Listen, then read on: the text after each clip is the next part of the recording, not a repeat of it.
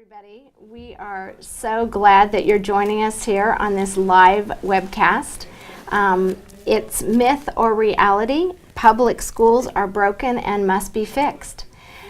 We plan to engage you throughout this discussion. We have several people in studio with us, as well as experts, education experts from all over the country that are going to Skype in, and we want you to join the conversation. So right there on your screen are 3 buttons, and you can send us questions and interact that way through Facebook, Twitter, or emailing us. And we will do our best to respond to those questions if there's an opportunity. Let me say first off, thank you so much to PCC for hosting this webcast. We have 11 people contributing, so it's a complicated Skype session, and there's been a lot of effort put behind the scenes, and we are very grateful to PCC. Unfortunately, Dr. Mark Rocha is unable to join us because of an emergency that came up, but he was very supportive of this effort and having this public school conversation. Right here to my left is John Gundry, and John is the superintendent of the Pasadena Unified School District. Prior to coming to Pasadena, John worked as Chief Executive Officer of the Los Angeles County Office of Education and Deputy Superintendent of that same office and Secretary of the County Board of Education. He also served in Houston, Texas Independent School for 22 years as a teacher, a principal, and a central office administrator. Thanks, John, for being here. Good to be here. We also, to my left, we have William Wong. To my right, and William received his BSE in civil engineering and has a very interesting journey to becoming a teacher. He got his civil engineering degree from Princeton University, and after graduating he worked for general contracting companies throughout the U.S. in engineering, financial, and management roles. He transitioned into education and attended Claremont Graduate School, receiving his master's in education, and is now in his 7th year of teaching math at Gabrielino High School, a traditional public high school in San Gabriel, California. William also serves as the president of the San Gabriel Teachers Union. Teacher Association, I guess, is the correct way of putting it. We have with us as well in studio, and she will be joining us in here when John has to leave, and that's Dr. Michael Ron. And Dr. Ron is the CEO and founder of Learning Works Charter in Pasadena. She serves students who have dropped out of their traditional public schools. She is a Pasadena Unified School Board member as well. She has extensive experience in large-scale, statewide evaluations and expertise in elementary through secondary school reform in areas of accountability, curriculum, intervention programs, assessment, special education, teacher retention, and professional development. We have education experts joining us from all over the country, and I'd like to first introduce Leslie Blateau. Leslie teaches social studies in the New Haven Public Schools. Before teaching, she worked with students and parents, connecting them to resources in the schools and in the community. Recently, Leslie has been working with the New Haven Educators Collective, a group of fellow educators and community members who are concerned about the dismantling and corporatization of public education. Next, we have Dr. Yvonne Brannon. Is Yvonne on with us? Yes. Great. Hi, Yvonne. Yvonne received her PhD in sociology from NC State University and has been the director of the Center for Urban Affairs and Community Services at North Carolina State University since 1991, where she has been recognized with the Outstanding Service Extension Award and the Mary Frances Hester Service to Extension and Outreach Award. She has over 35 years of experience in applied social science research and is the author of over 400 project reports and numerous referred journal articles. I also want to mention that she was a founding member of the Great Schools in Wake and Public Schools First North Carolina. Also from North Carolina is Dot Kearns, and Dot has a long history of public education activism in North Carolina. She was on the High Point Board of Education for 10 years and served as president of the North Carolina School Board Association, the Guilford County Board of Commissioners, and a member at large of the Guilford County Board of Education. More recently, Dot served as vice chairwoman of Public Schools First North Carolina and has been recognized by a myriad of organizations for her many years of distinguished and outstanding service to children and her Kimberly Lindeman Kinney is coming to us from Kansas, and she is a senior, our only student on the panel, and from University of Kansas, and she's double majoring in history and African American studies. She is a post-secondary education major, and she is a non-traditional student who worked for 20 years in business and has returned to college to pursue her passion for teaching. She is the Kansas NEA Student Program President and the NEA Advisory Committee for student members. We also do not have, we were intending to have Cindy Martin with us. She may join us later. She is the superintendent of San Diego Unified School District, but she was delayed on her flight, so we hope she gets to come in once she arrives at her hotel. Next, we have Dr. Stephen Schroth. Stephen holds his PhD in educational psychology and gifted education from the University of Virginia, where he studied with Carolyn Callahan and Carol Ann Tomlinson. Dr. Schroth is a past chair of the NAGC Arts Network and associate professor of educational studies at Knox College. He's the author of 375 books, monographs, chapters, articles, and other publications, and served as a classroom teacher, gifted education coordinator, and arts prototype school coordinator for a decade in the Los Angeles School District. So thank you all so much for joining us. And I have them to turn on their video cameras. Okay, and everybody turn on your video cameras, please, so we can see you. I think we've got to make sure that we have you all on. And right now we're going to take just a moment and show the trailer for Go Public, which was the documentary that was the inspiration behind gathering you all together to have this important conversation about public education. So let's go ahead and run the trailer if it's ready to go.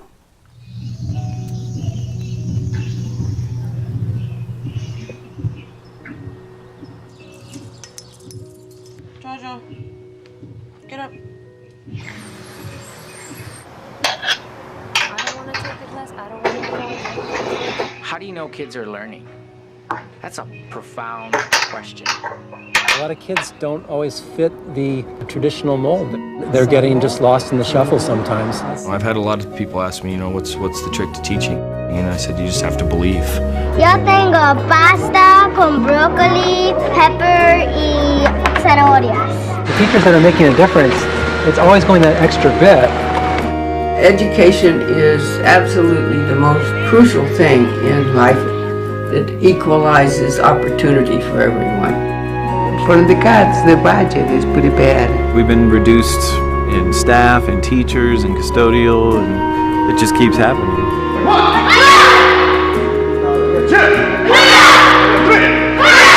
We can't expect our future to be a whole lot better than the effort we put into our present. And out. I want to be the first person in my family to go to college. Unless you have been in the schools, unless you have walked through those doors, unless you've had an opportunity to see all the wonderful things that is happening, it's really hard to make a call on how our schools are. one of the biggest comments that I hear is, wow, I can't believe what's happening at your school, and I want my child to be part of that.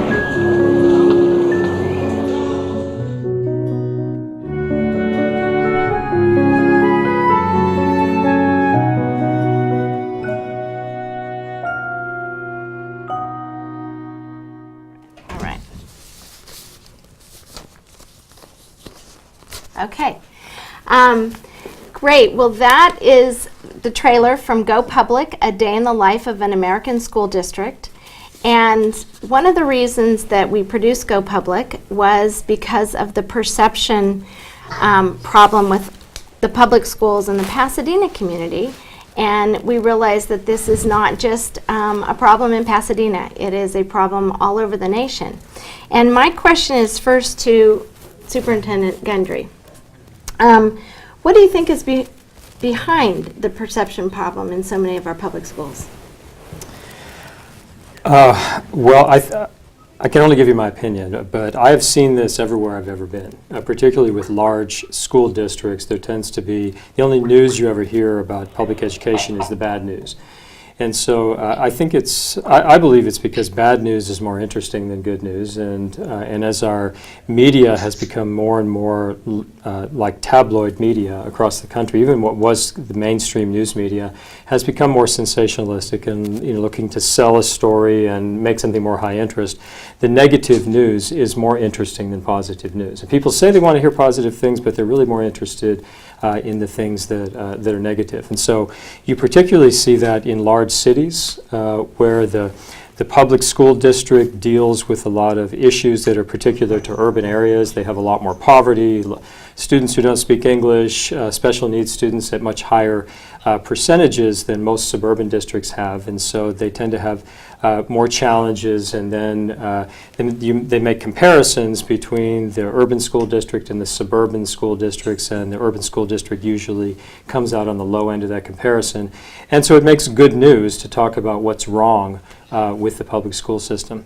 I also think that a lot of people have a false memory about what school was like when they were in school 20, 30 years ago. Everybody tends to believe that they went to school in the good old days when everything was great and the quality of education was terrific, and everything has gone downhill since then. And the fact is, the opposite is true. For those of us who work in public schools and see them every day, we know that the educational standards are far higher than they were 20 or 30 years ago. The problem is the public doesn't know that, and the public hears certain statistics in a little soundbite that aren't necessarily meaningful, and they draw wrong conclusions about the little bit of information that they're given. I wanted to ask, do we have Dot available to talk? No, not right now. Okay. We'll turn to William. William, you're in the classroom every day and you're seeing the reality of public education. What do you think is driving this conversation? Well, I wholeheartedly agree with Superintendent Gundry. Let me just share a little about why I became a teacher and what I thought about public education before I entered the classroom. So, I was in the private sector for about 5 years before I wanted to become a teacher, and I had this idea that public education was just a hot mess, and all the teachers and the principals and superintendents were just status quo protectors who were just in it for no good. And then I became a teacher. Okay, and so let me share a little about my first year teaching. Now, I don't know if the viewers can see, I'm kind of a skinny guy, all right? But in my first year of teaching, I lost about 8 pounds, which is 1/16 of me. So literally, 1/16 of me disappeared. And I share that story because it's just a very memorable year, and it was very humbling for me. I just saw such incredible colleagues, administrators, teachers, clerks, and just my views started to change. Wait a minute, it's not as bad as I thought it was based on the newspaper reports. Again, newspapers, they don't like to write about Teacher stays after class to do extra tutoring until 5 and then does grading from 5 to 7 p.m. And let me write that and print that on a newspaper. That's not going to happen. So I think we're led to believe that there's just such terrible things happening when that's not the case. You know, there's ways we can improve for sure, all of us. But it's yeah. I think the reality and reason why I loved your film is that you tried to get reality out there. Right, right. Thank you. Hey, Dot, are you back with us? Yeah, Dot, can you comment on how you feel like in North Carolina, the sort of perception of the public schools has allowed for certain legislative agenda to take root? Well, of course, there are always many sides to everything, and I think that what has been said is correct, that a lot of people have had a problem with one thing or another. Sometimes it's been discipline, or sometimes it's been their classrooms were not demographically like they wanted them to be, and one thing and another. And I also think the superintendent's remark about people's memory is absolutely. We'll come back to Dot just as soon as we reconnect. This is going to be part of this Skype journey that we have tonight with our webcast. So everyone just kind of be patient with us. We will turn that question back to John a little bit deeper level. Do you feel like the topic that we called this, myth or reality, public schools are broken and must be fixed, there is an effort to kind of convince people that public schools are broken and that we need alternatives. So how would you address? I would, whenever I hear that, I always challenge people to spend some time in a public school. You know, go into a classroom, particularly in a math classroom or a science classroom, and sit down and see if you even know what they're talking about. When I became an assistant principal and started evaluating teachers, I had been a teacher for 16 years, so I'd been out of college for a while. And I had to evaluate math teachers, and I went in and sat down in a pre-calculus course and had absolutely no clue what they were doing. And I was a good student in high school and a good student in college. And I went back to, I decided I needed to go to the community college and take a pre-calculus course so I could understand what was going on in the high school classes. And what they told me when I got there, I took an aptitude test, and they very politely suggested that I go back to Algebra 2. And I realized how much more challenging the curriculum is, particularly in the area of math, than it was when I was in high school in the early 70s. And so I think people should go into the schools and just take a look for themselves and see what's actually going on there. They may be surprised. Okay, great. Is Dot back? I got a message that Dot's back available. Is that an accurate message to continue to share with us? No, she's... She was briefly. So we have a question from John Montoya. He asks, as we move into the Common Core state standards, are public schools equipped to prepare the majority of students to be college or career ready? That is, that's a great question. I think we're going to save it for a little bit later, or we'll toss that to you, Stephen. What do you think? You're teaching students to become educators. So do you think we're gonna be equipped through teaching Common Core standards? I problem always that there are certain, we talk about career readiness. Well, there is some responsibility on the part of the employer to train their employees to do certain specific things. With regard to the training in literacy, the training in numeracy, and the training to get along with other people and to interact in a certain manner, I think schools are doing an outstanding job, and have done quite an outstanding job for a long time. I think a lot of the criticism of education, especially public education dealing with diverse students, overlooks the many successes that public education has. Whenever you see pictures, you can go to those people. Okay.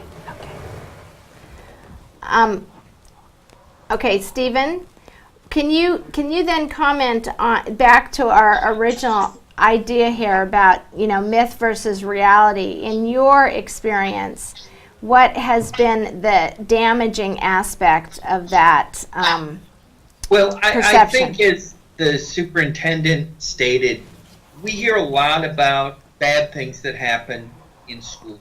And of course that is new. But I think many people have no idea of the amazing things that are occurring in schools. And I remember years ago working in Los Angeles, talking with a bunch of college students, and we were talking about reading, and we were talking with people, where did you learn your love of reading? And for those of us from more middle class, upper middle class backgrounds, it was usually a parent, a grandparent, an aunt or uncle. But for a lot of children from lower income backgrounds, now adults, it was a teacher. And people specifically remembered a teacher who would read to them every day after lunch, or would take an interest and bring books in for the students. And I think those are the sorts of stories that apparently aren't newsworthy, but really need to be told. And one I think that your film did a marvelous job of telling. Thank you. Leslie, you're a teacher. What have you seen being sort of the effects in your community of this sort of portrayal of public education? I think it's pretty complicated. I think for the most part, because as someone pointed to earlier, that everyone has been to school themselves. So everyone has a very keen or perceived keen understanding of what it's like to be in school. But the recommendation that people go and spend more time in schools and see what's really going on, I think is going to be one of the keys to making sure that people can comment correctly. I mean, I'm not denying that society isn't facing real difficulties, but it certainly isn't school's fault. I think just because people are so familiar with school, it's easy to say, you know, these problems exist in society as a result of this scapegoat, which currently, unfortunately, is school. It makes it hard as a teacher, because we go to school every day and work hard with our colleagues and with the young people who we're working with, and yet we continue to hear people describing our schools as places that just don't work. And it's frankly an insult to both the teachers and the students who show up every day to work their butts off. Yeah. Thank you, Leslie. I'm just reminding all our education experts in the field that you need to turn on the camera. When we drop you out, you need to, I guess, hit something on your computer screen where we get to see you again. So that's just a note. I'm trying to see who else we have live there. Bill Sherwood from Iowa. Are you on, Bill? Yeah, I think I am. Yeah, you are. Great. Yeah, good. I had a meeting. I wasn't sure. You know, Bill, we came and did a screening of Go Public in Davenport, and you know, the response was wonderful. And you also said, you know, these public schools in Pasadena look very similar to the public schools in Davenport, Iowa. And that's part of the reason that the film has resonated with people, is because there's so many universal truths in the film. And you know, what do you think in your community is happening, and the effect of the perception problem that's, you know, causing concern about your public schools? There's so much interesting things to talk about with you wonderful people. This is a shame that we're having these difficulties. I know, I agree. I wish we could do it again sometime with a little bit of advanced practice. I'm down to do it again. Dot, we will try to do it again. This is, it's wonderful that we can bring all these folks together. Usually you would have to fly everybody in and to get this kind of input and expertise at the table. Unfortunately, it does come with the hazard of, the technical side. So we'll just kind of keep plugging away here and do the best we can. So I'm going to move on to the next question that we have. And the title of this section is The Reform Movement and Its Impact on Traditional Public Education.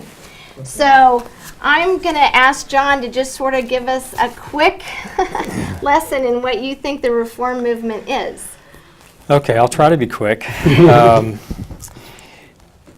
As I'm sure everybody here is aware, No Child Left Behind was sort of the beginning of the reform movement. It wasn't the actual beginning, but that was when it really went national with President Bush and his then Secretary of Education, Rod Page. Now, Rod Page, before he was Secretary of Education, was the superintendent of the Houston Independent School District, where I was a teacher and a principal, and I was a principal at the time when that happened. The good thing that NCLB brought us was that it made us focus our efforts on educating kids who formerly were underserved all across the country because of the lack of accountability. And so there's no doubt that the accountability movement at the beginning was bringing something important to the table for us as educators, because we did have to make sure that we're educating all of our children and not just focusing on the ones who were successful.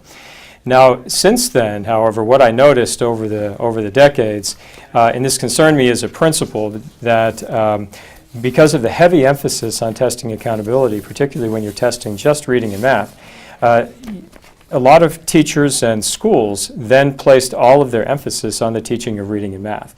I personally believe that this ought to be a civil rights issue in places where there are a lot of low-income kids who are getting a narrowed curriculum because of the emphasis on standardized testing. And so I believe at the beginning it brought us something very positive, but in the end may actually be affecting in a negative way the very children it was intended to help. Okay. Stephen, you look like you want to jump in there and comment. Is there any perspective you want to give? Well, I think a lot of that is absolutely correct. And this idea, I would put school reform actually has started with Sputnik, because it seems to have gone unceasingly since that point. Certainly, I think the emphasis on underserved students or all students was a very good one with No Child Left Behind.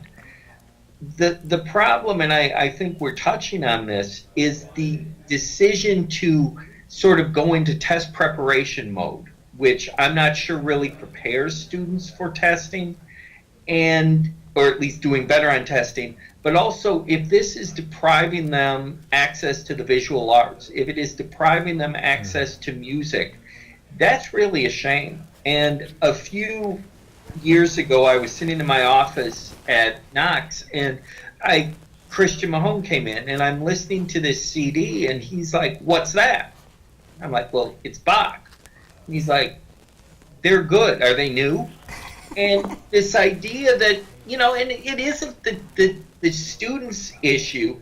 It's an issue of our schools aren't able to focus on things that are important, I feel, to being a well-rounded citizen because of this incessant focus on testing. There should be a little icon with a camera. Okay. Dot, there should be a little icon. Everybody who is on, there should be a little icon where you push that so we get to see you. Because I can see your picture, but I need to see you. Can you not see me now? No, I still don't see. Oh, now I do. Great. How has... I can't figure it out myself. Now... I wanted to just... Okay. So, Leslie, how are you doing? Kimberly, how are you doing? Just fine. Good.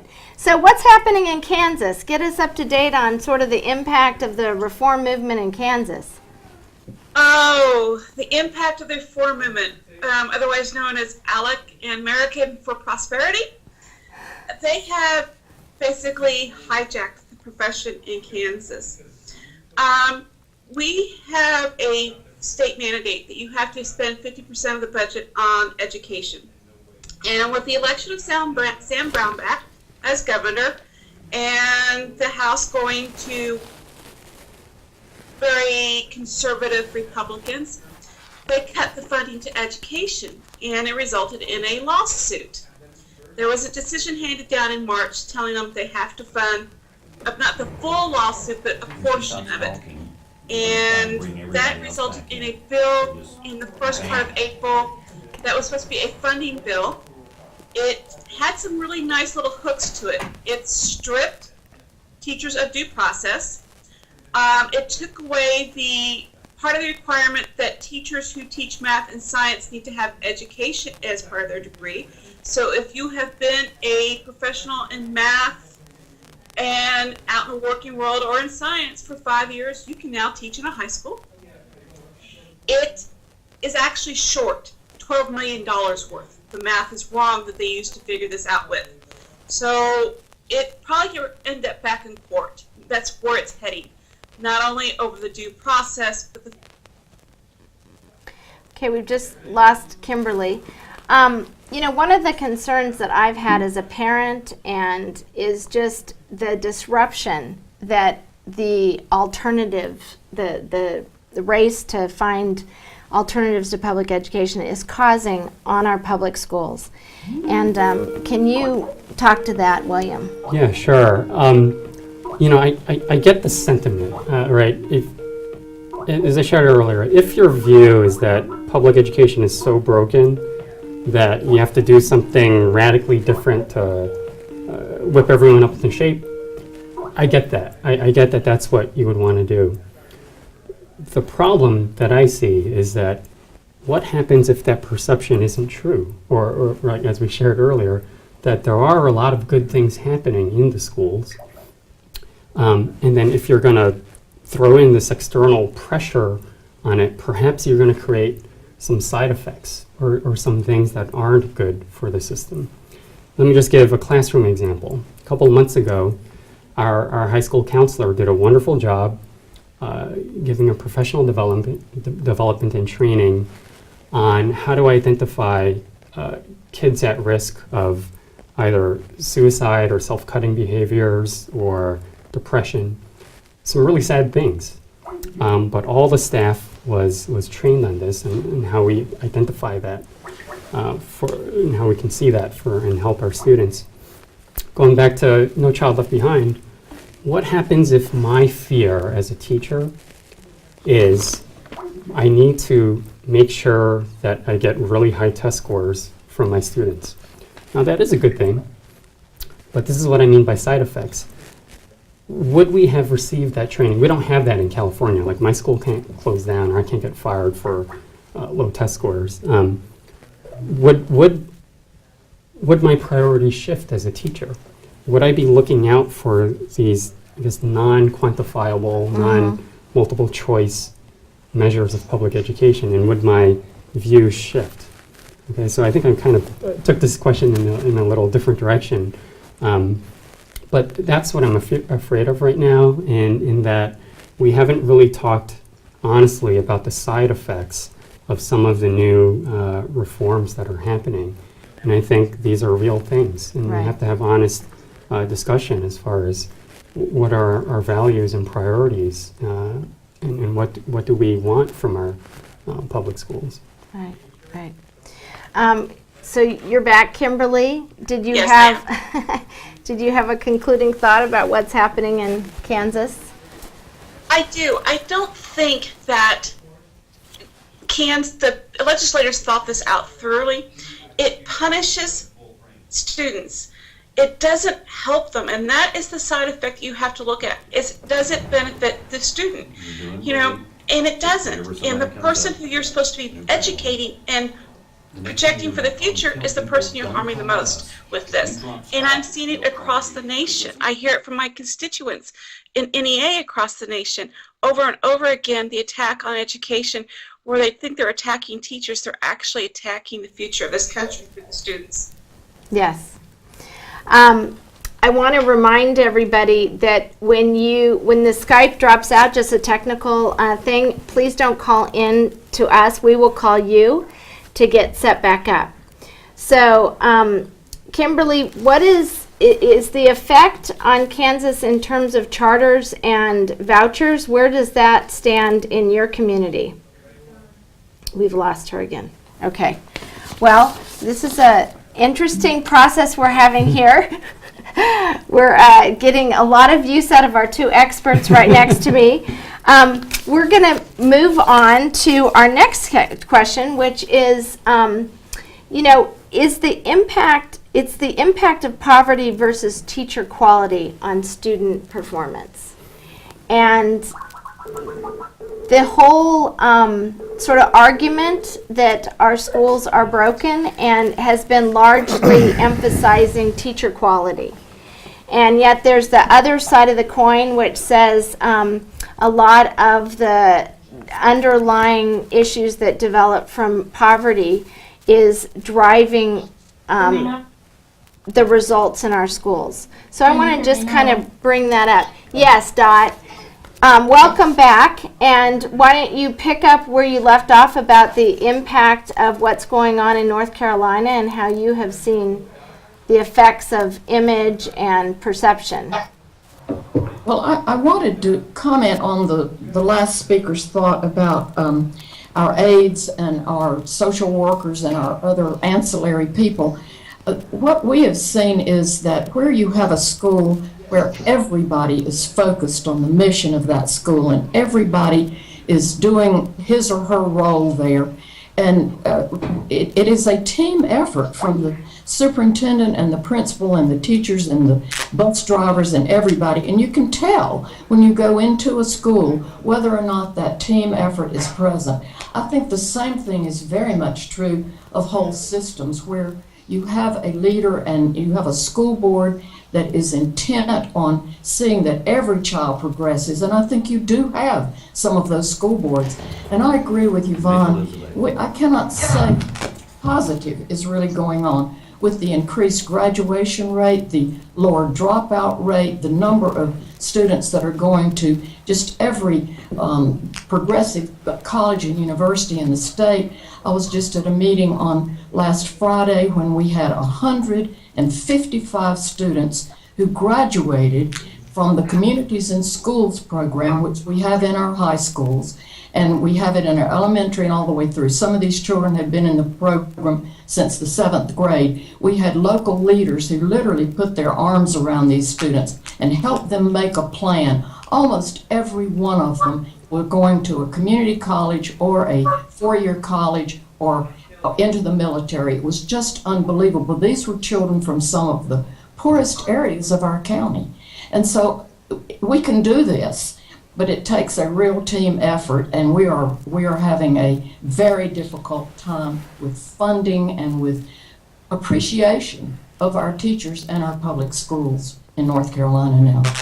Right. I want to jump in there. Thank you so much, Dot. Michaela is on, and Michaela, you are a CEO of a charter school, and the charter movement came about in response to feeling like there needed to be innovation and addressing the needs of special children who were not being successful in traditional public schools. Your school, tell us a little bit about it, has really been an example of doing just that, what the original idea behind charters was. And can you share a little bit about that, and then also what you feel like in terms of the charter movement as a whole? Sure. Well, our charter school, LearningWorks Charter, was really designed in partnership with the district. The flexibility that you get with charters is you can in many ways cut through some of the red tape and really specifically serve targeted students. And in our case, dropouts really have very, very unique needs that regular public schools can't necessarily deal with. Whether that's they're living in poverty and they have to go to work, or they have a baby, or issues related to probation. So the charter school within Pasadena Unified in this particular case allowed us to design a strategy that met their needs. And in doing that, the school district gets credit, as they should, for decreasing the dropout rate in Pasadena Unified, because we're recovering these kids and graduating them. It's really what I think charter schools were meant to be, which is a learning laboratory, a way in which to do things that districts and schools with the traditional constraints can't do, and then learning those lessons and sharing those with districts and schools. There are many charters that are innovative in trying to do unique things, but what we find often is that charter schools are trying to replicate really what normal, regular public schools can do. And so sometimes they're not any better or different than the regular public school, and actually you'd be better served going to your local public school. So the range of charters has just, it's now just this math of what I would say one smaller percentage that are unique and maybe to the original design, and many more charters that really aren't necessarily unique, but just sort of copying a regular school district school in their own franchise way. But it varies community to community. North Carolina charters are becoming one of our gravest problems. Yvonne, is that you? Yes. Okay, why don't you share with us about what's happening there?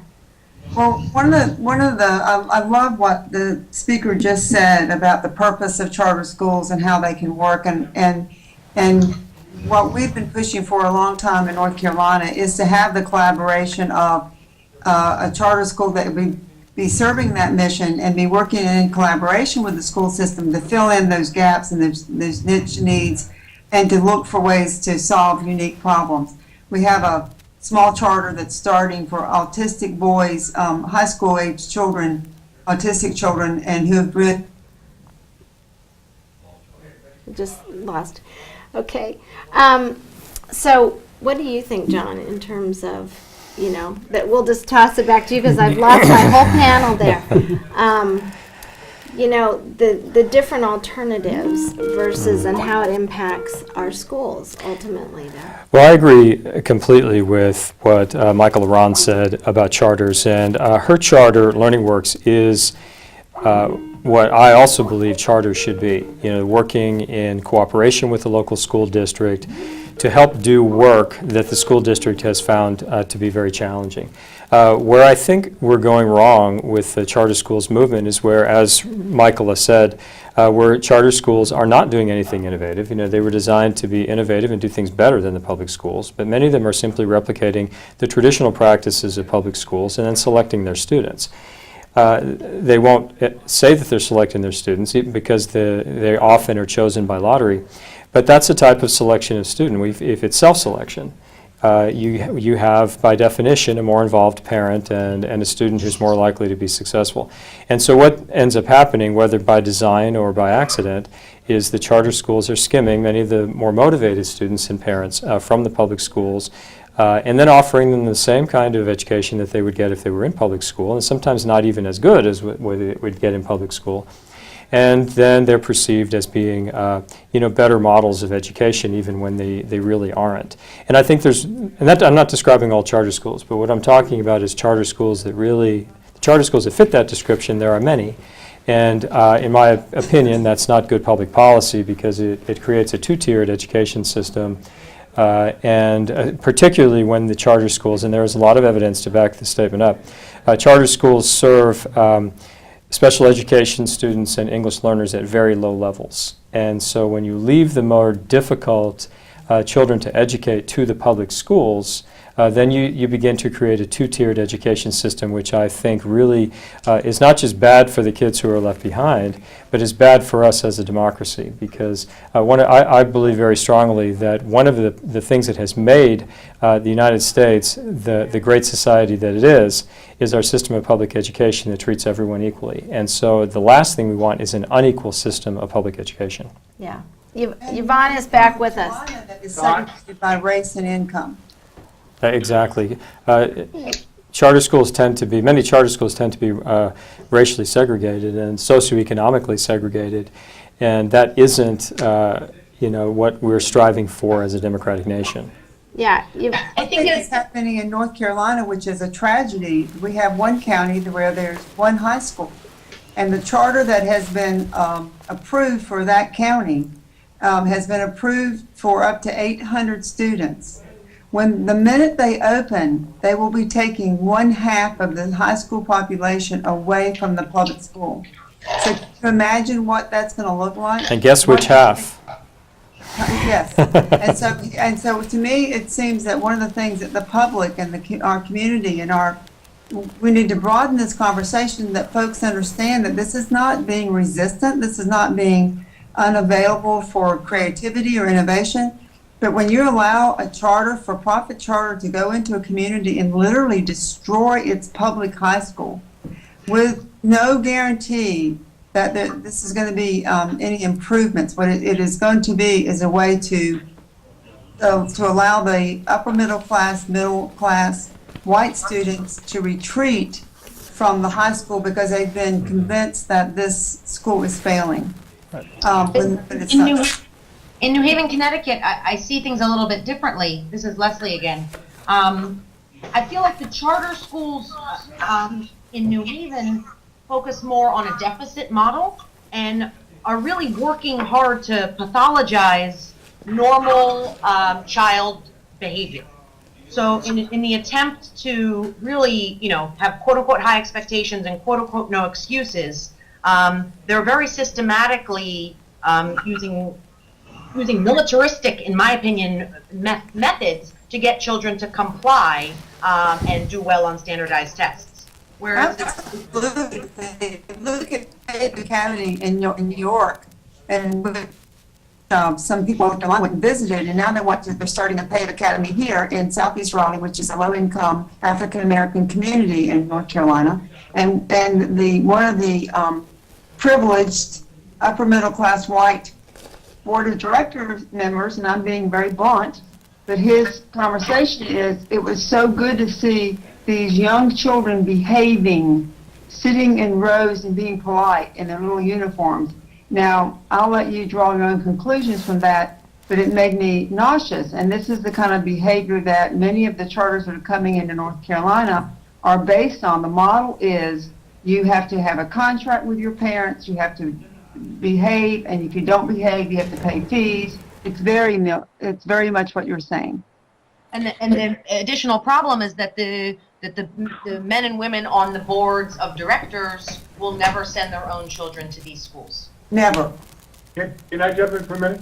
Please.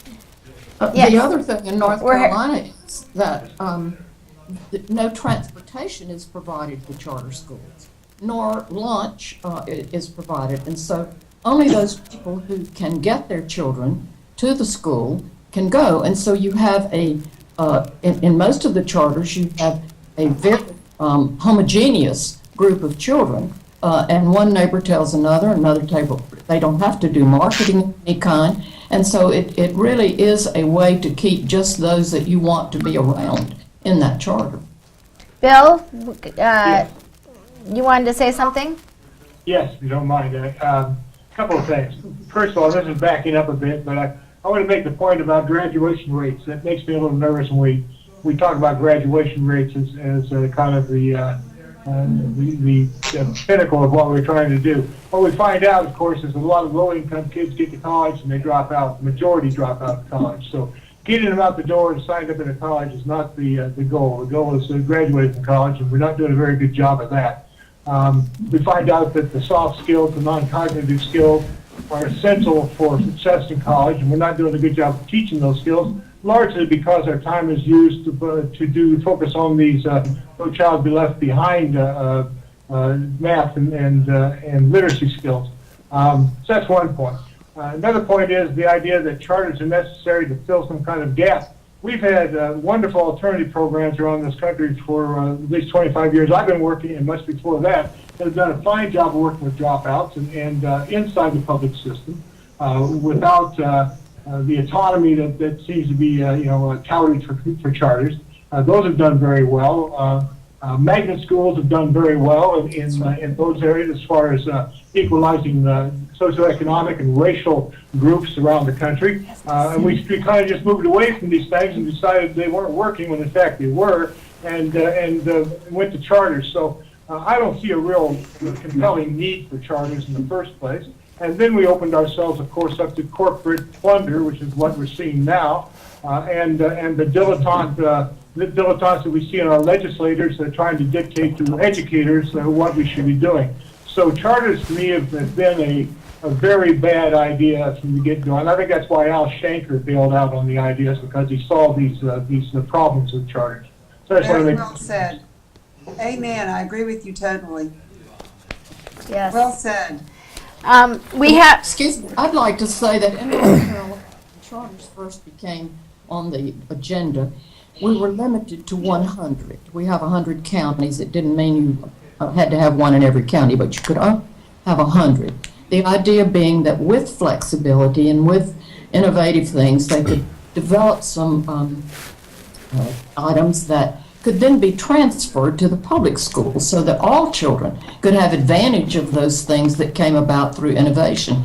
We never saw any transfer of those kinds of programs to the public schools, and then when the cap was lifted and you can have as many as 100 additional ones each year, it just means that it takes money away from the public schools, and yet leaves the bulk of our children in the public schools. And I might add that the charter growth right now is a backdoor, because we had a voucher program approved to allow private, vouchers to be paid to private schools.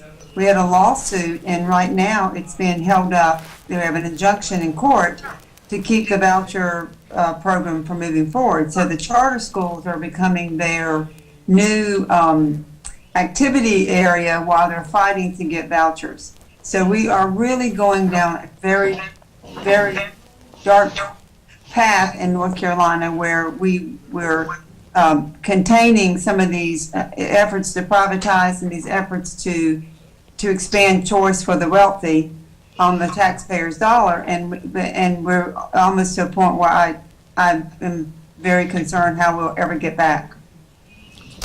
I had a person who's out there in the web world ask a question here. I just want to throw it out to everybody and jump in as you see fit. It's a public school teacher, and he asks, what does educational reform look like to you? So, do we... I think that's, go ahead. What we've seen is people, the privateers, the for-profit, the ideological folks who've been really pushing hard to transform our schools into some image of what they think works. I think that we call them sometimes reformers, but they really were transformers. That they wanted to change things. But there are ways to do reform within our schools that is positive. We look at some of the things that David Kirk writes in his book about improbable scholars, and looking at some of the things they've done up in Union City in New Jersey. And it was very much an effort to change how they were delivering public education, but focused within the public school system, which is something that I think reform should look like. We can't all have charismatic leaders. We can't have super teachers in every school system. And we can't fire everybody either, so we really do need to look within our public schools for ways that we can improve and rebuild academic programs and academic vigor, and help every child, move forward and be able to have growth. So I think that no one ever said that we don't have work to do, and that we shouldn't try that, and we shouldn't be at reforming ourselves. But what's happened is that this is, to our schools, and it's quite different, and the approach they're trying to take are quite different. I would add that the reform isn't really about change, it's about what we're going to prioritize. So if we want our schools to improve, as the reformers want, then we need to make sure we're meeting the needs of our children. I think we need to return to a model where child development is important, where we're focusing on our children's strengths and not obsessing and pathologizing their deficits. I think we need to trust teachers. We need to understand that they're trained and they're committed to the work. And if we move the distractions and the standardized tests and the obsession with data out of the way and really work harder to ensure that teachers can work directly with students and the students' needs are met via a school nurse who's at work every day, through social workers who are there to address issues of trauma. That's what I see in my school as needed, and that's not an education thing. That's are we meeting the needs of our young people issue? And that's first and foremost for me. And unfortunately, I'm seeing more chief financial officers get hired. I'm seeing more administrators get hired, and I'm seeing the part-time people who work day to day with our students. I'm seeing their hours get cut. And that's most disturbing to me, because this is what quote-unquote reform is. They're fixing our schools by cutting hours of the people who are working directly with children. Yes. And we know that, go ahead. Oh, go ahead, Dot. I think we need to be sure to mention the value of early childhood education.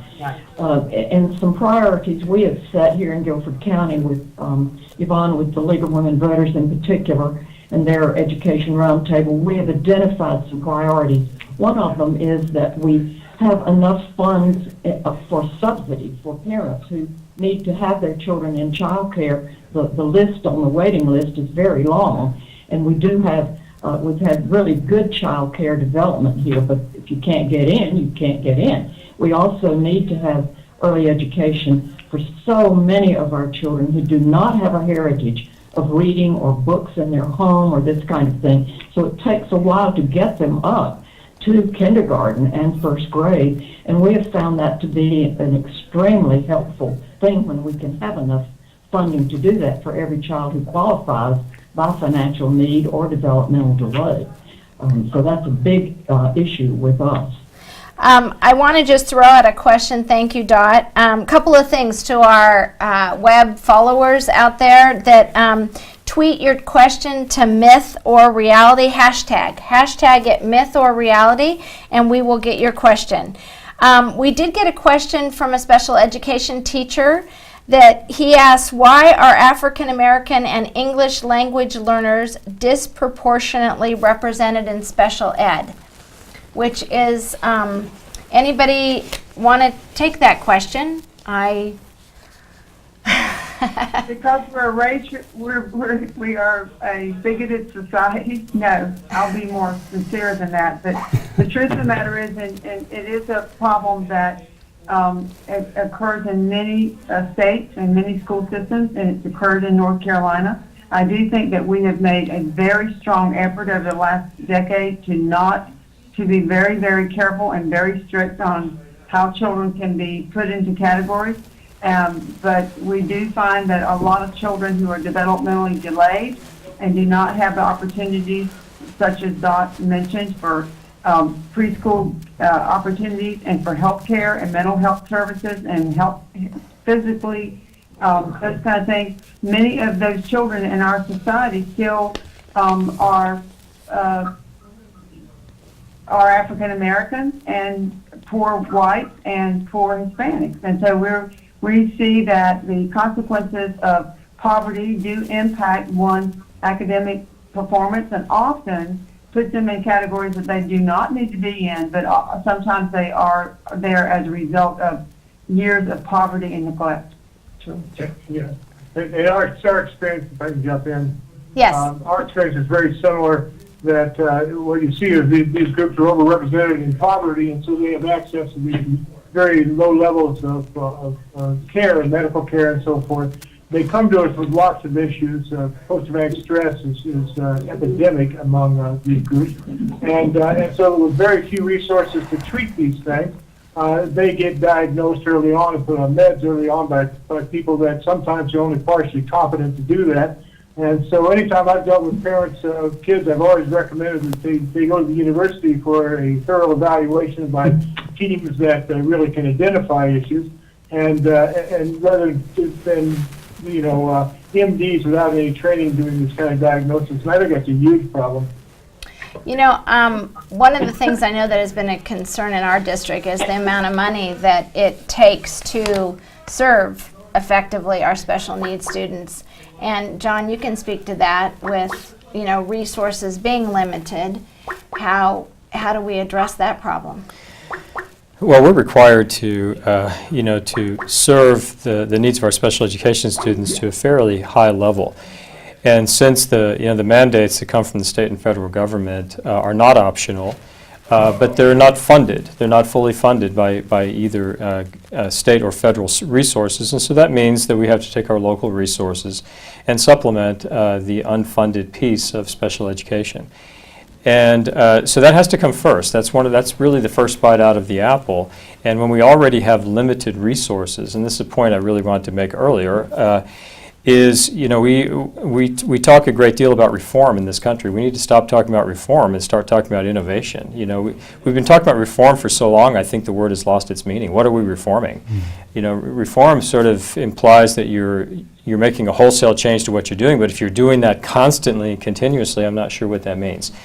But back to the subject of funding, we tend to have this idea that everything needs to go well, everything needs to be done right, teachers need to perform at a high level, kids need to be performing at high levels, yet we're not willing to put the resources into it that are necessary in order to get us there. But we're certainly quick to blame the people on the front lines at the schools who are working directly with kids for the lack of performance of those kids, when we have not given, in most cases, have not given our teachers, administrators the training and the resources that they need to get the job done that they're expected to do. Yeah. Stephen, you work on the other end of the spectrum, have a lot of training with gifted students. What do you think in terms of meeting the needs of gifted students? That has been one of the aspects of looking. Oh, he's not on right now. Okay.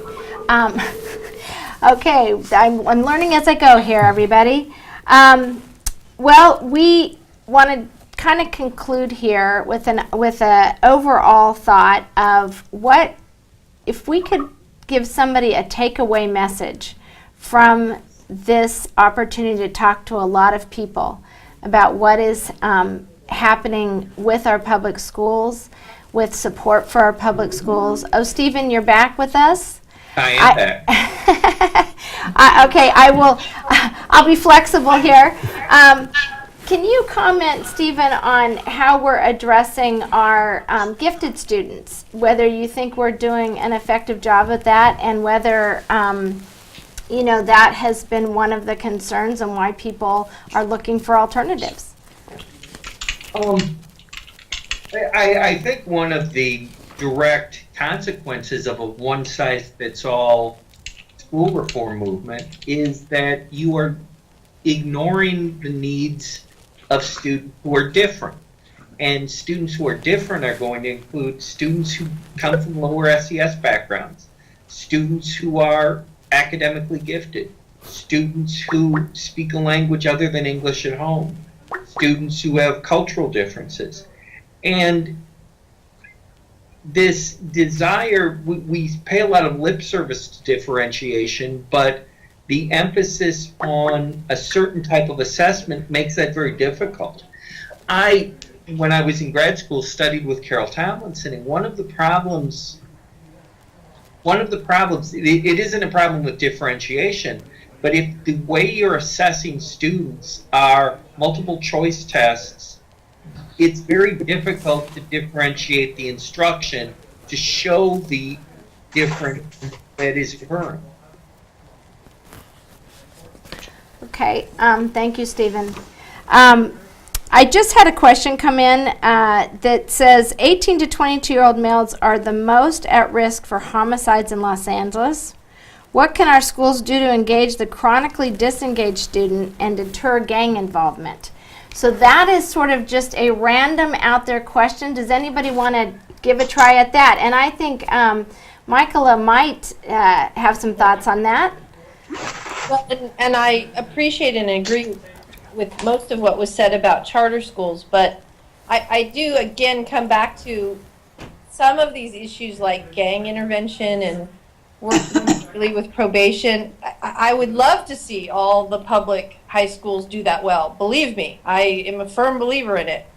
But we are the school at Homeboy Industries in Boyle Heights and the school in Pasadena, and I can tell you that by us being a charter and having some flexibility in how we operate, we are able to do a lot more gang intervention work. I'll use an example.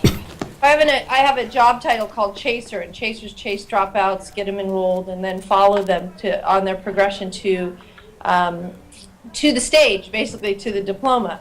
We've tried some of that in Pasadena Unified with a concept called advocates in the high school, which really is a good concept of keeping kids in school. But based on the employment rules and laws, my chasers are on 24/7, meaning they work a regular day, but if I have a gang issue or something I have to deal with my school, I then have to go into sort of after school hours to work on the issues that we're dealing with that then trickle into the school. Very hard to do that in a traditional school program in California. Just have lost Michaela. Thank you. There were some really great thoughts, Michaela. So we're going to move into sort of our concluding area, and it's what is the most important message that we want to give people that are listening moving forward? What's the most important thing that we can sort of do as individuals to encourage others in their perception of public school, their support of public school, some of those areas? I'd like to go back to what I said earlier this evening, and I think one of the best things that anyone can do who has not been in a public school recently is to get out there and see what's going on. Talk to people who actually work in those schools and find out what the reality is before you draw conclusions that schools are failing. Our schools are not failing. And you certainly can find examples of individual schools that have a lot of issues, and maybe a few schools that are failing. But in general, public education is getting stronger. It's better than it's ever been. The standards are higher than they've ever been. And I would encourage people to get out and see what's actually going on. And one of the things, this is kind of my fantasy, I'd like us all to try to encourage this wherever we live. I would like our legislators who are passing laws because to hold us accountable because they think we're not doing our job. I'd like them all to sit for an exit level exam from their state and see if they could graduate from high school today, and I would like their scores to be published so that everybody can see how they do. So before they tell us that schools are failing, the standards are lower, let's have them sit for those tests and show us, put their money where their mouth is. Okay, well, great final thought. John has to head out to another engagement, and we're going to bring Michaela in to give some final thoughts. But we'll turn to William. What do you think? Thank you so much, John. Appreciate it. So, William, what do you think moving forward? What do you think is the most important message that we need to communicate? That's a great question. For me, I think there's a lot of fighting going on in public education, a lot of debates, and not that fights aren't good, but personally, I am kind of tired of it. If the best ideas that we can come up with as a society, as a nation, are causing some really good people to fight each other for kids, somehow that doesn't resonate or ring as something that would be good. Debates are healthy, but I think we have to focus our attention and energy on things that'll bring people together, communities, parents, nonprofits, corporations. I said it, that's fine, educators, legislatures, for us to all come together and really, rather than blaming and grading and firing, supporting and uplifting. I know that's a very fuzzy statement, but you know, the analogy I use is if I tell my students, you better get an A, you better learn this, otherwise you're going to get an F and I'm going to write you a detention in Saturday school. They're not going to learn that way. They're not going to, it's not encouraging to them. To the educators in this nation, it's not encouraging for us if the best idea that you can come up with as a legislator is an easier way to fire me. It's just not going to do anything for me. And half of all teachers quit within the first 5 years. It's more so in low-income areas. So I think we need to think bigger as a nation. And I would ask that We're getting some big feedback here. Yeah. Keep going? Keep going. Okay, Yeah. I'm good. All right, yeah. So I would ask that our especially people in power, in the Capitol, in the Senate, in the state legislatures, that we have a sense of humility and we talk to the communities and we talk to the educators especially. We talk to the teachers and go, what's going on? What would help you? What's realistic? What can we do? Rather than dictating from above. I get the sense that in the past 20 years in public education, that the less you had experience in public education, the more power you get to tell educators what to do. It's a little weird. I think let's get the educator's voice back in there. Let's get the teachers back in there in the discussions and empower them. Great. Great, thank you. Hello. Michaela, hi, welcome to this side of Yes. the building.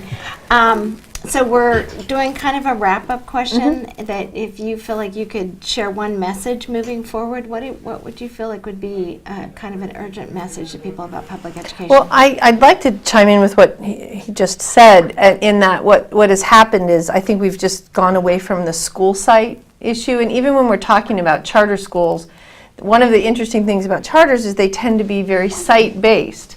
And so the more we can highlight the great things that are happening in public education at each individual unique site, and how does that information then funnel up to decision makers and policymakers. It is true that most policymakers or the machine of education, the business of education, is not really the people who are actually doing the work. And so that's a huge disjoint in decision making, for sure. Yeah. Well, good. I mean, I know as a parent that I feel like if people would just come and ask us our opinions, Yes. that a lot of bad decisions could be Yes. avoided. If people would just ask the teachers that are every day showing up and delivering instruction, Yes. that a lot of bad decisions could be avoided. I agree. If people could ask the principals that are having to administrate at the school, would be asked before decisions are made, a lot of bad decisions would be I made. agree. So I think that's an excellent bit of advice.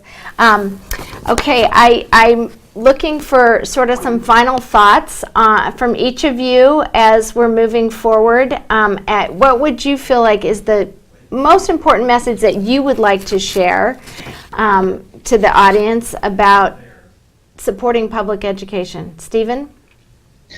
I think it's a very simple one, actually, that, again, public schools are doing a tremendously excellent job, and that there are many, many dedicated, hardworking professionals who are dealing with a lot of issues that, as a society, we haven't quite figured out how to deal with. But these individuals are doing the very best they can, and it is moving in the right direction. Okay, that's great. Stephen, how do we do that? Just, I'm going to throw this back at you. How do we effectively do that? Get this message out. I think we as a profession could do a much better job at public relations and emphasizing our successes, getting rid of the aw shucks, I spent 4 hours after work at school doing something, and talk more about that. The other aspect, though, that I think is important is we need to push back a little. We need to write to our legislators, write to people in power to make these decisions and say enough, especially with regard to the sort of professional reformers who want to make changes that are very beneficial to them but not so beneficial to children in school. I'd like to add to that, if I could. Yes, please. That in North Carolina this past year, last General Assembly, we had a horrible session. And for the first time in my 30 years here, the teachers have become very organized and have become very vocal and have joined the conversation and stood up and kind of come out of the I'm worried about losing my job, because they're all losing their jobs, right? They're taking away career status, taking away due process rights, taking away pay for masters.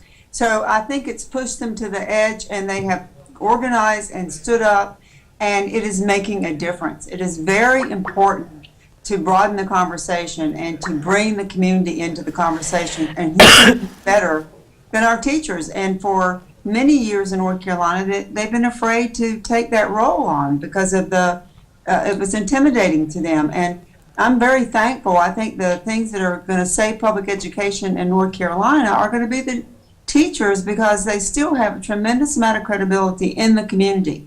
And their voice has been incredible. And so I do so much agree that that's important, because, and then the message, we have to change the narrative. We have let the narrative be spread by one side of the issue. And I think that that's our job, all of us. Our job is to keep saying to everyone we can, to educate, inform, broaden the conversation, bring more and more of the community into the conversation. Public education is not broken, it's not failing, it's not declining. You have the wrong diagnostic tools here. The truth of the matter is that poverty and racial segregation are still with us. It has grown through the recession. We need to fight it back. We need to care about these things because we're ethical, moral people.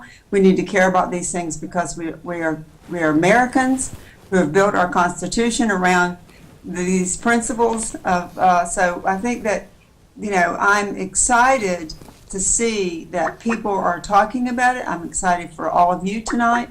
And I think that we have to keep talking over and over and over again that this narrative that we've been sold has had a destructive impact on education and will harm us economically, ethically, and morally. I want to add to that, please. Yes, and while you're adding, I just want to say, Yvonne, try to turn on your camera so that we can. I try, but I keep clicking when it says video to come on, and my camera is on. Okay, well, you're what we're hearing is fabulous. I would just like to see you at the same time. But we're loving what we're shaking my finger. we're loving what we're hearing. Dot, let's hear from you.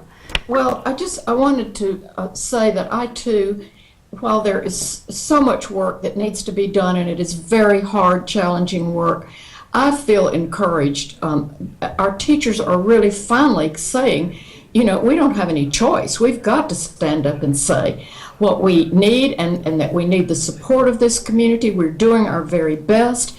And I think we also want to point out that this is not just a moral, ethical issue. It is that, but it is also that we depend on our future, on having as many of these children really educated and ready to perform and work and be constructive citizens in our society. We're not going to see that if we don't continue to work our very hardest to get them ready for school and ready to be productive in school, ready to be positive. I'm so proud of our folks in Guilford County. Our superintendent has made it a strong push to have academic excellence, but also character development. And that both those things together make a fine citizen. And I think we have to keep saying that our future really depends on how well we do by our children now. And public education has been the most resilient vehicle throughout our country's history. First, with the schools that came about early on in our history, and then with the civil rights movement, the effort to make them open and free for every child. We simply cannot let them go down to defeat right now. We've got to have public education remain strong if our country, our nation, is to remain strong. Absolutely. Leslie, you were waiting in the wings. Have we lost you? Oh, good. Great. Leslie, do you have some final thoughts? Oh, Leslie. Hey, there she is. Hey, you're finally here. That's so great. Good. Great to see you. Well, you get to hang out afterwards. And did we lose you again? I can't believe it. Okay. Well, no, you're back. I'm back. Okay. Yeah. Speak quick. New Haven is too far away from California, I guess, But It's a rainy night. Well, I mean, I really appreciate everyone's contributions tonight, and I think the reminder that we are doing the good work in schools, that to demonize the people who have chosen to work directly with young people is, quite frankly, absurd. I think we need to keep doing the work. To echo the superintendent, we have to keep doing it publicly, share our best practices. I think also I'd like to add we need to give our students the opportunity to really show their strengths. And I think the more that the public sees how wonderful our students are, even if test scores might say they have these, certain deficits, our children have a wide range of strengths that we have to highlight. And we have to remind them that it's not just career, it's not just college, it's lifelong learning, and the more that we work to develop their strengths, the more they'll recognize that that's why schools exist in the first place. Absolutely. I want to also say, I see our schools as being our first responders. That every day, what other organization or institution do you every day have 90% of the students show up at your doorstep? And because of that, I feel like there needs to be just a national commitment to supporting the needs on the school site to meet the needs of our kids, to see that we have this chance, whether it be the community schools model where you have wraparound services, where you're serving the needs of your poorest children, and having them be able to access care in a way that's easy for them, whether it be support with school psychologists, whether it be support with additional counselors, the things that tend to get cut when budgets are slim really hurt our most vulnerable students. And as a nation, we spend a lot of time, I feel like, chasing down the wrong path when every single day our kids are showing up at our public schools. And so that's sort of, one of my cries of my heart is the idea that, our schools are our first responders, and we need to resource them to do the job. So we're going to turn back to both of you because right now we're having a little difficulty. Some ways we got somebody back on here. Yes, good. So Stephen, do you have any final thoughts? No, just that, again, I agree. I think if you look back, you hear people talk about how schools are failing. And you look back 60 years ago, we weren't educating many children. We weren't educating children with special needs. We weren't educating children of color. We weren't educating English language learners. we're doing that now and doing it very well. And schools are a tremendous asset to our nation and need to be treated as such. Yes. Yep. Bill, do you have some kind of a final takeaway message that you would like to share? Yeah, and I apologize. I've been in and out quite a bit. I think first of all, I want to thank you and Jim for what you're doing. I think you're doing a terrific job, and I've been following you, and I appreciate the work you put in, especially as kind of lay people on this issue. It's very encouraging to know that you're there doing this. I think that we're under attack in the public education area, and I think in that sense the democracy itself is under attack. And I don't say that lightly. I think it's a very serious situation. And if the public doesn't wake up, they're going to lose their democracy. This is just one piece of what's going on, and we have to take this on with the kind of gravity that it deserves. And so I appreciate your efforts, and thank you for doing this tonight. Thank you so much, Bill. Yes, Dot. I'd like to add to that. Oh, okay. Who was that just spoke? Kimberly. Kimberly, jump in there, Kimberly. I agree with what he said. I really appreciate what you guys have done with this film. And I think the thing that we have to come away with this is if we continue to sit back and let these government special interest groups take over public education, we're not going to have public education. And the child that does not get a full education because some higher B has decided that they are not worthy, whether they be brown, black, special education, poor, or in a rural district, may be the child that has the key to cure cancer or to find a way to get fossil fuels out of the ground without destroying the environment. We are shortchanging ourselves in the future if we don't fight, we don't fully fund education for every child in this country, not just the perfect ones. Yes. Dot, some final thoughts? I want to thank you too. I think the filming of the documentary is just a magnificent start, and I hope more and more and more people across the nation will see that, because it shows so many things that happen every day good for diverse populations of students, and it must make people aware of how magnificent that effort is, as challenging as it may be. So I think it's a wonderful beginning, and I can't thank you enough for making the film. We were able, as you know, to They were able to show it in Greensboro, is what she was going to say, and we weren't able to be there, but we heard they had a fantastic panel and a very good discussion after showing the film. And we do want to say that the film, we would love for it to screen all over the U.S. It's a wonderful conversation starter and kind of focuses people in on what they can do in their own community to support public education. So it translates well, and so we do thank you, Dot, for giving the shout out to Go Public. But we have done this because we wanted a conversation to start in our own community about how to support our public schools, and it's been responded to nationally, and we are trying to have that same conversation here tonight about, what are some of the issues and how can we as a nation get fully behind our public schools in the right ways.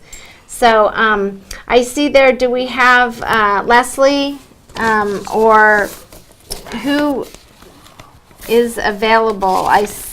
I'm getting a little lost in my notes here, guys. Kimberly. Yes. So you had Leslie. No, yes. Leslie, let's see. I am trying to... Leslie, do you have any final thoughts? I guess I would like to reiterate everyone's thanks for you for highlighting that the day-to-day reality of our schools, that we're not looking for Broadway shows, we're not looking for after-school specials, we're doing the deliberate day-to-day work with young people, and it's not the spectacle I think that American society is seeking. It's just straightforward good work. And I think having these conversations where we can highlight it is so important and so crucial right now for the very survival of the public schools that we know have provided so many people with so much opportunity. Great. Well, thank you, everybody.